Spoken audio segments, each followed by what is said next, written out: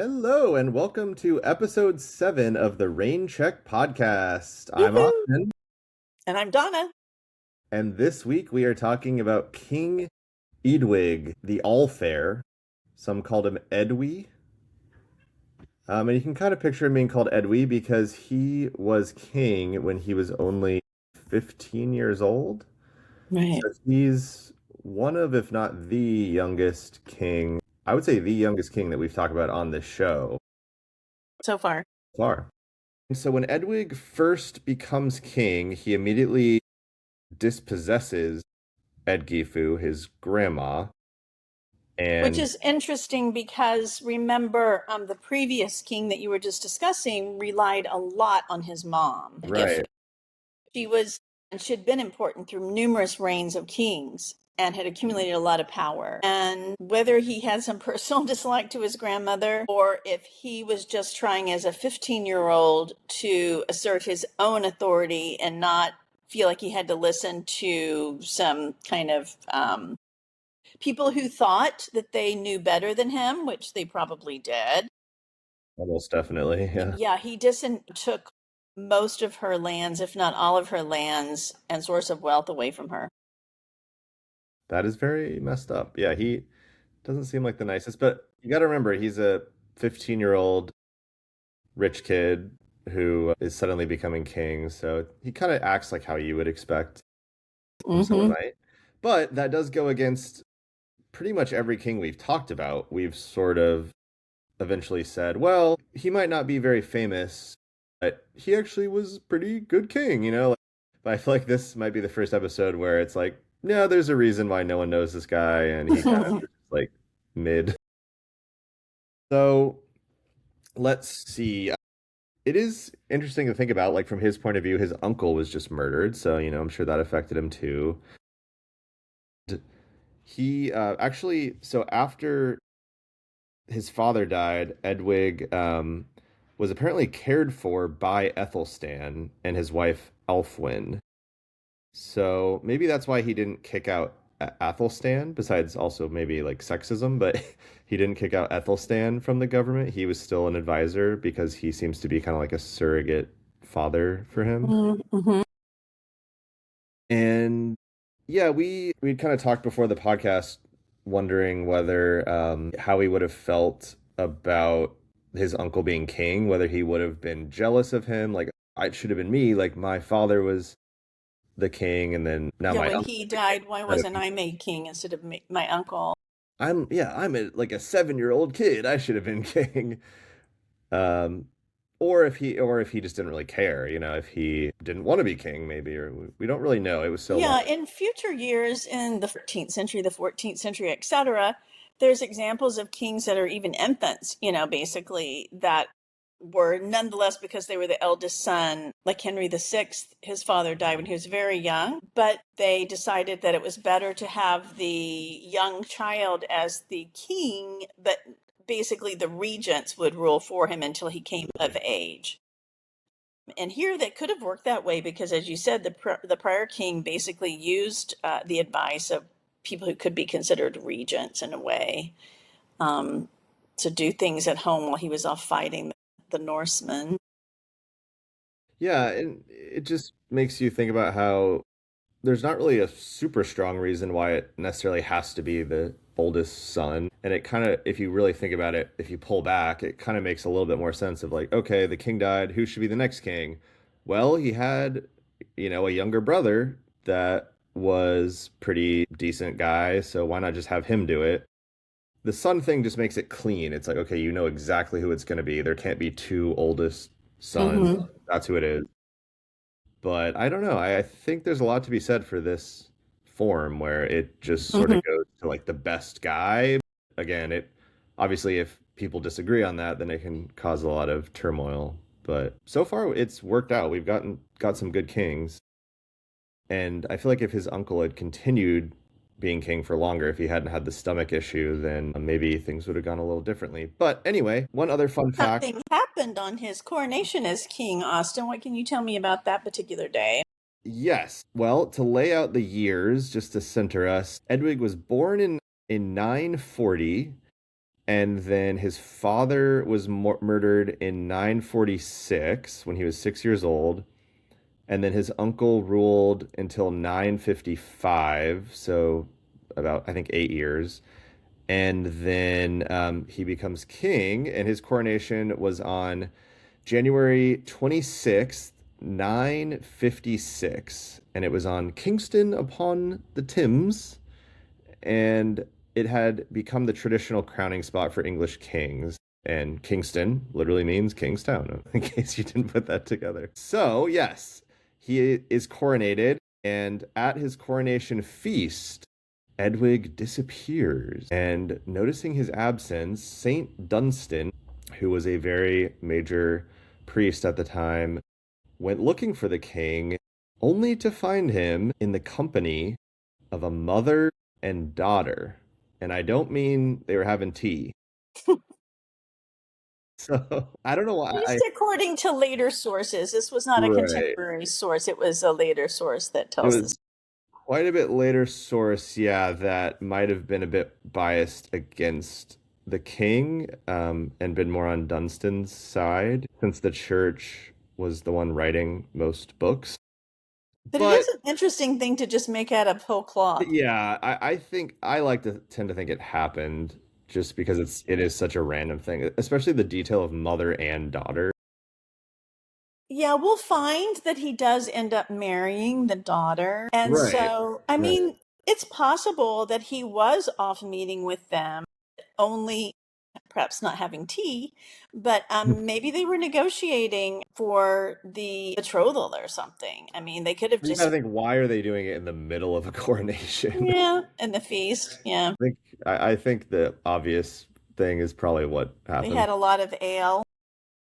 Maybe some mead. Hmm. So, yes, Dunstan furiously drags Edwig back to the feast and, forces him to kind of like apologize or whatever he would do in that situation. And he later realizes that he provoked the king, which you think would be obvious, but maybe he's just acting kind of. Maybe he honestly didn't know where the king was and was just actually surprised to find him, and then just was like, well, I gotta be honest, like, this is what's happening. And Well, also Dunstan was such a prude, like right. if he He was did probably see, like yeah, shocked. Yeah. right. Yeah. So Dunstan fled to his cloister, but Edwig followed him and plundered the monastery. So, as religious as people were back then, I do feel like it was still so early on that there was a bit more wiggle room for a king like being really upset and like destroying a church. Like I don't think that would happen in like the 15 or 1600s. It would just be too scandalous. Well, except for the fact that Henry VIII destroyed the monasteries and took the gold, but that's when he Well, that's wanted to him. marry Anne of Boleyn and so started his whole new religion or whatever. But other than that, yes, it's true. But yeah, that's the king saying like this is like not real Christianity, and yeah. So yeah, that was a pretty big start to his king rulership, and things don't really get much better from there. That's kind of a Well, Dunstan may have regretted his rashness, right? Because not only was the monastery ravaged, but also he was exiled he from was the, exiled. Yeah, so he gets exiled to Ghent, which is in at least modern day Netherlands. I don't know if I it think it was was called Flanders at the time. Flanders. Flanders, that makes sense. Yeah. And while he's in Flanders, he gets influenced by the Benedictine reform movement, which we had mentioned the last couple episodes is growing, but it's really big in Flanders. And think of it just more as a more serious type of Christianity or monkhood, where the monks just have stricter rules and, yeah, more restrictions. So, anyway, he quietly begins building a political faction around Edgar's younger brother, Edgar. So, And I immediately, think Ed Gifu may have been in on it too, because Ed Gifu and Dunstan were close. They had been in the cabinet of the prior king. So she's obviously not so happy about having all of her power and wealth taken away. So I think the two of them worked a bit in combination. I'm sure, yeah, that I don't know, it would be harder to be in communication when you're on the other side of the water, but She may have been in the continent too, though. We don't know exactly what happened because if her land was taken away, she didn't have any place to live in England. And you can send a raven. I don't know if that's a real thing or just from fantasy, but so let's see. In 956, 57, so the first year of his reign, he just immediately is having problems with the cabinet, and he seems to not like other people telling him what to do. So he is getting into conflict with people like his grandmother, Edgifu, like we said, Archbishop Oda, and even Athelstan, who basically helped raise him. They're not getting along. And he also showed a lot of favoritism towards his friends. That never goes over well with the Never people that goes aren't well. favoritism shown to them. Yeah, it's an interesting thing because even for kings that might be seen as a bit more friendly generally and less and more of a good king, they can sometimes go overboard with their kindness. And yeah, if you show too much favoritism to your friends are happy, but everyone else knows what you're doing and Mhm. might do something against you to make someone else become king. So anyway, he gives a lot of land and favors to his supporters, and one of them was named Elf here, was his good friend. And that was also at the expense of the established old guard who had been used to being in power. So not only is he showing his friends favoritism, but he's also making enemies with really powerful people. So then, pretty immediately, 57, the kingdom splits in two. So old Dunstan and other people probably had succeeded in convincing at least some people to support their choice of Edgar, which is Edwig's younger brother, as king. And So he he was only 14, I think. right. So basically, the Mercians and Northumbrians revolted and they proclaimed Edgar as their king. And then, so they split it on the Thames. So for the next 2 years, Edwig controlled only the regions south of the Thames. So it's sort of an interesting thing that this is not a time period that many people talk about, but that seems like a pretty big deal that England is splitting in two, and Right. there's It two had been kings. finally united and now it's split again. Back to the old kingdoms of Mercia, Northumbria, Wessex, and I think Kent maybe was south of the Thames. Hmm.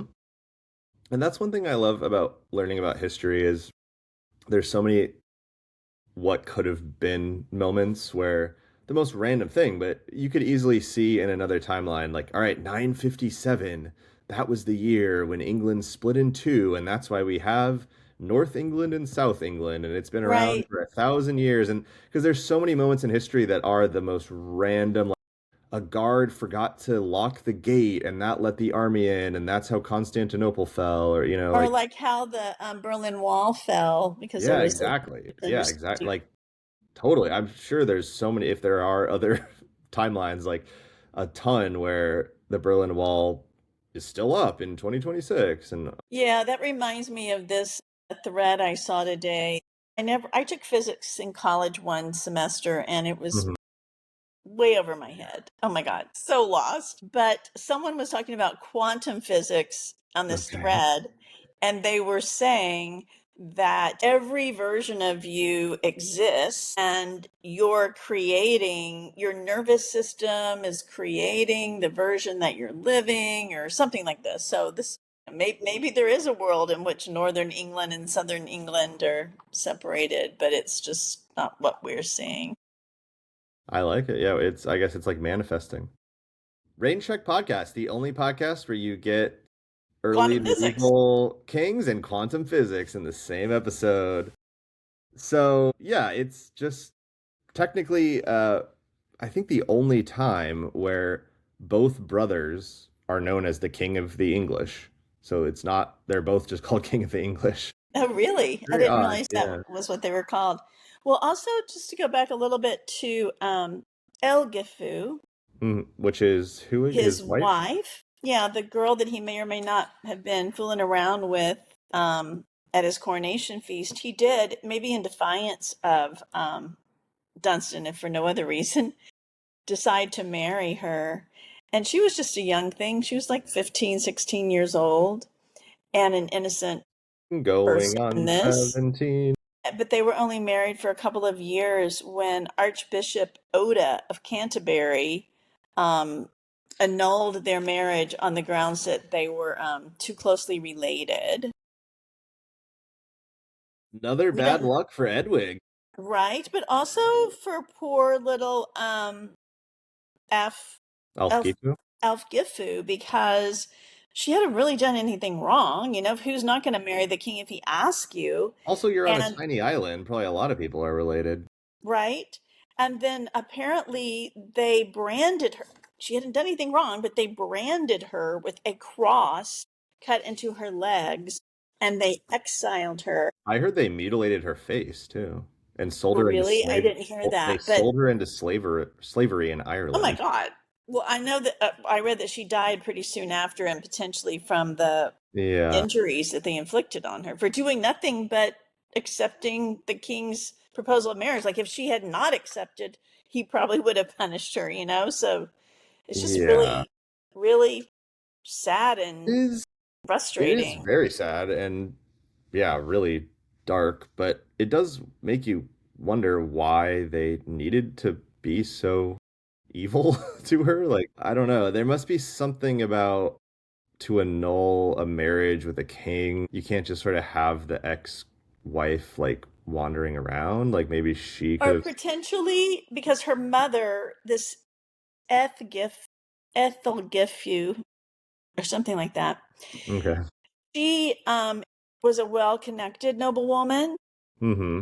And it's possible that the Dunstan Edgifu contingent, as they're trying to get Edgar instead of Edwig to be the king, maybe were fearful that if his wife and her mom and the power base that they had could oppose him. So it could have been, it was probably had a political reason to it as well. Are you saying his wife, Elf Gifu, and just her mom was also Right. a noble, you're saying? Okay. Yes. Yeah, that's probably a good guess. Yeah, who knows? But yeah, so Edwig, pretty cursed reign overall. We haven't noticed how we haven't really said, and he planted a giant fields of grain that kept And the did he win any battles? I don't remember No, hearing about he any I don't think he battles was in either. any battles. He didn't definitely didn't conquer any new land. I mean, I guess that you can give him that. It was a peaceful reign, I guess, besides a civil war. I don't not really. I don't know. Is it a civil war if there's no battle but the kingdom just splits in half? I I don't don't know know, what. but that's an interesting point. The fact that he didn't go to battle when they just agreed.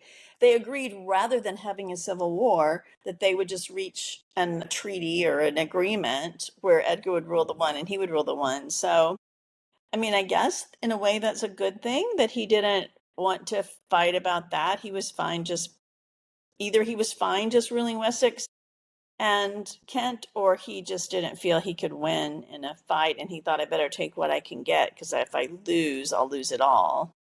Right.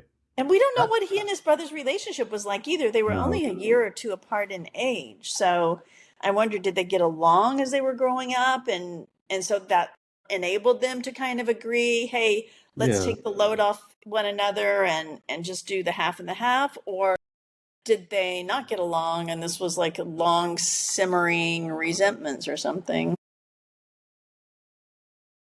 Yeah. I think you could make a really good movie or show out of this whole time period of just you start with the uncle getting killed and him becoming king, and then the whole mess with Dunstan catching him with the girl, and then the kingdom gets split with his brother.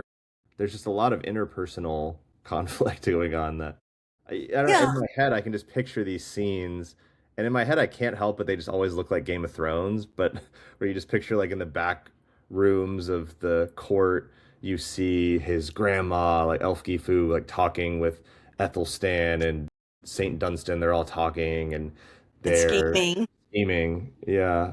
And also, I could see like Dunstan being pissed off that after he had dragged the king away from these two women And he, of course, would then consider these women to be sluts, and horrible people.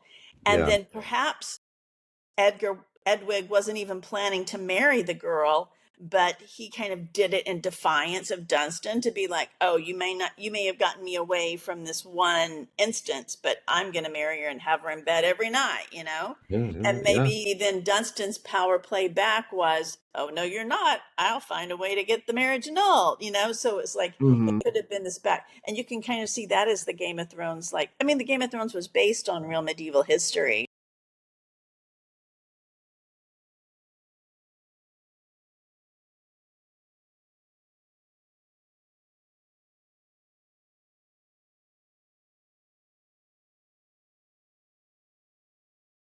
Mm-hmm.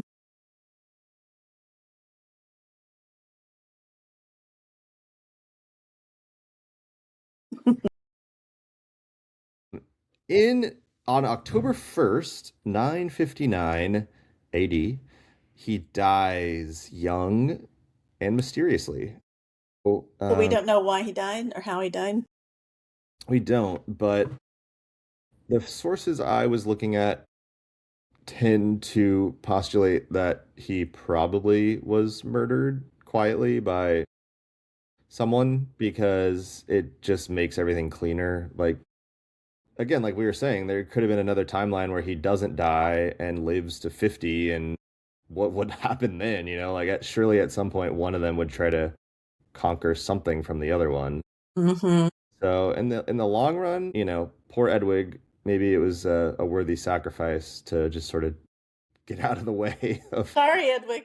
of history. Yeah, I know. Well, I was going to say this earlier too. It's kind of the paradox of history is that the people who would probably have not been the most good of friends to have, or maybe even at the time they were really heroic and role models for people, and they were like the super athlete superstars of their time, and they're the king. But it's like the emperors and the kings who conquer a ton of land that get remembered, even though, yeah, the kings that have, no battles and don't conquer any land, you don't know their name at all.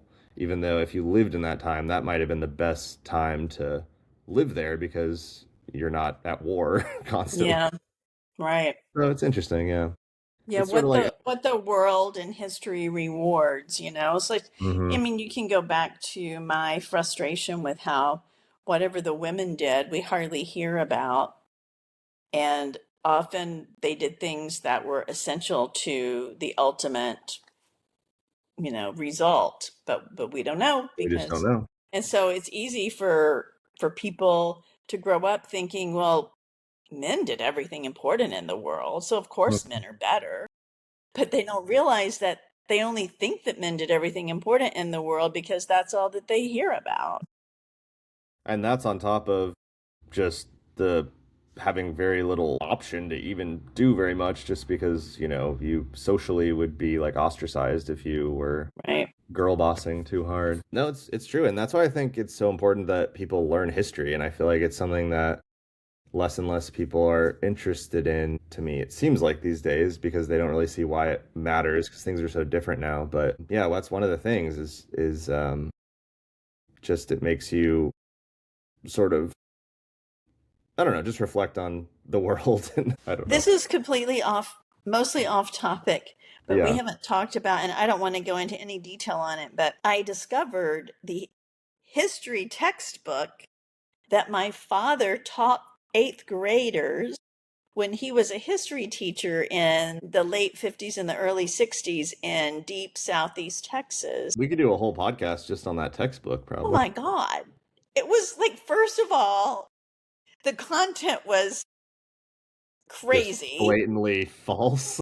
But second, it was written at like, I don't know, like a third grade level. I mean, it Really. was, yeah, did you? Well, I just sent you the I didn't couple of really look pages, at it but too closely. yeah, it was, I'm like this is something I would expect to be taught maybe in third or fourth grade. I mean, obviously I wouldn't Right. expect the content that was in this particular book. I would hope it wasn't being taught to anybody, but just the The War of Northern way Aggression. it was written, and I mean it was, Yeah, it was bad. So even if you're taught history, I hope you're being taught better than that.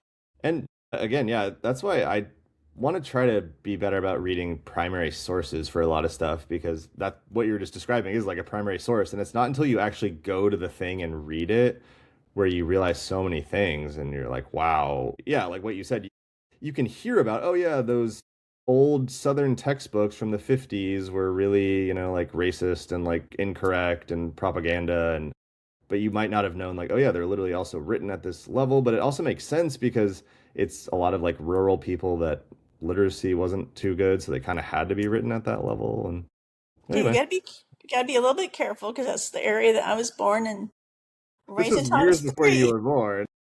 No, he was still teaching when I until I was 3, and that's when he left. But Well, I yeah, think you're fine. I mean, you literally went to law well, school, so I had to teach myself. Let's just say that. right, you're self-taught, autodidact. So let's see. So he dies at night. He's age 19 in Gloucester. Yeah, I think it's Gloucester. He's buried in New Minster in Winchester. British listeners, email us, let us know about this geography. Winchester was really important for a long time until Adela's son, King Henry, I mean King Stephen's time. The treasure was still kept in Winchester, so it wasn't until around maybe probably Henry II's time that Winchester started waning in importance. And his brother Edgar immediately reunified England and appointed Dunstan as Archbishop of Canterbury. So Mm, Dunstan's had the last laugh. right. And yeah, and the history, as we said earlier, was written by monks. You got to keep that in mind for all this stuff, is everything we're reading was essentially written by monks.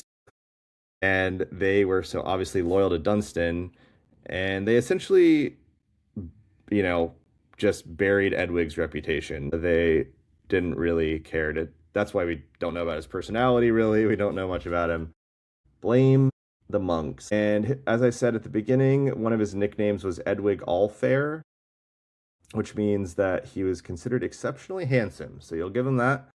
Gotta give him that. At least he was I thought attractive. it was maybe going to be because he was really fair in how he ruled, but I guess he I was. think there was some, yeah, I think it could be either, because, yeah, it might be connected with how he gave a lot of gifts to, his friends, but he was still generous with, He doesn't seem like he was super aggressive because he didn't start any battles. He didn't even try to battle about the division of the country. So he was a guy that liked to have a good time and enjoy hanging out with his friends. hey, who can get mad at that? All right, well, I think that's a good note to end on. Sounds good. As we said, next episode will be about his younger brother Edgar, which is a slightly more normal name. We're back to And more of an Alfred name. we have the return of the grandmother, Edgifu. I think I saw that Star Wars movie, Return of the Grandmother. Exciting stuff. Join us next week for that. And until next time, this has been Rain Check. We need to Thank have a you. sign off. On my other podcast, I thought of a how should we end it? Like, check please. How do you end Checking Rain that one off. Check? I, I don't know. All right, I'll think That's about it for next time. All right. see ya. See ya. Bye.